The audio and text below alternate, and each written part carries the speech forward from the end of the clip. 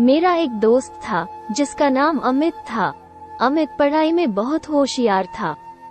वो एक गरीब घर से था, देखने में भी सुंदर था। हर समय पढ़ते रहना उसे अच्छा लगता था और स्कूल के शिक्षक भी अमित को पढ़ता हुआ देख बहुत खुश होते थे।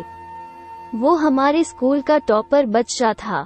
अमित अपने माता पिता की एक ही संतान थी और वो अमित को बहुत प्यार करते थे। अमित हमारे स्कूल का सबसे सुंदर लड़का था। कक्षा की सब लड़कियां उसकी दीवानी थी। अमित की नशीली आंखें हर किसी को अपनी ओर आकर्षित करती थी। अमित बहुत ही अच्छा लड़का था। हर कोई उसकी तारीफ करता था। बात उस समय की है जब हम 10वीं कक्षा में पढ़ते थे।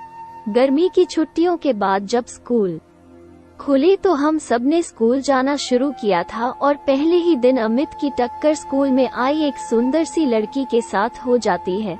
वो लड़की अमित को बहुत भला बुरा कहती है, लेकिन अमित उसको ही देखता रहा और मुस्कुराता रहा।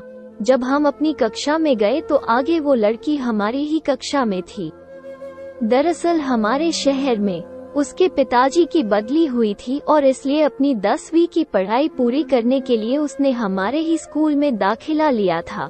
उस सुंदर लड़की का नाम प्रिया था। प्रिया भी पढ़ने में अमित की तरह ही थी। अमित ने जब प्रिया को अपनी ही कक्षा में देखा तो वो खुशी से झूमने लगा। शायद अमित को प्रिया से प्यार हो गया था। कक्षा में अमित का हमेशा ध्यान प्रिया पर ही रहता था और छुट्टी के समय भी गेट पर प्रिया का इंतजार करते रहता था। प्रिया को इस बात की भनक भी नहीं थी कि अमित उसे पसंद करता है।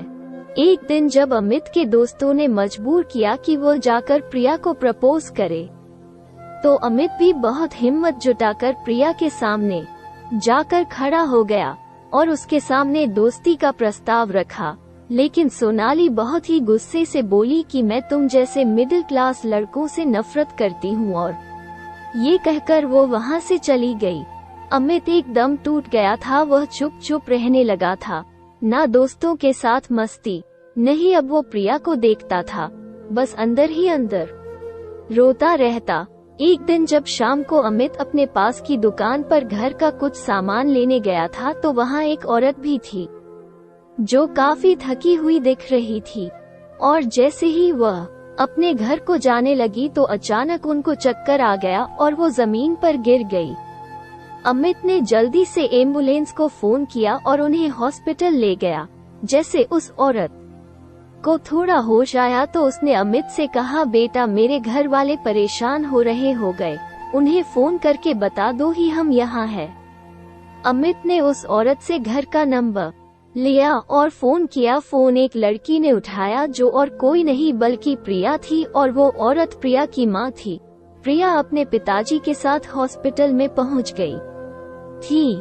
जैसे ही वो अपनी माँ के पास जाती है तो पास में खड़े अमित को देखकर हैरान हो जाती है, और प्रिया की माँ प्रिया को कहती है कि अगर आज ये लड़का नहीं होता तो शायद मैं आपके साथ नहीं होती।